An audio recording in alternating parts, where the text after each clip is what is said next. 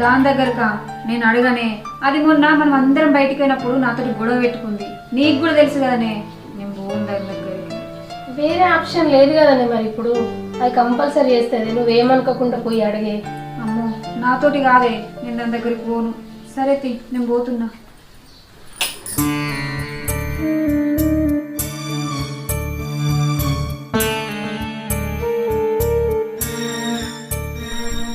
నేను ఇంత మొండిగుంటే నాకు మాట వచ్చేటట్టుంది. భవానీని అడగక తప్పేటట్లేదు. అయినా ఇంటికి పోయి అడుగుతా కాదంటది అది. పోయి అడిగైతే చూద్దాం. భవానీ, భవానీ, ఇదేంది ఎన్నటి రాంది మళ్ళీ ఇప్పుడు వచ్చింది? ఏమైంది ఇట్లా వచ్చినావు? అది భవానీ. అయ్యో చేతికి ఏమైంది?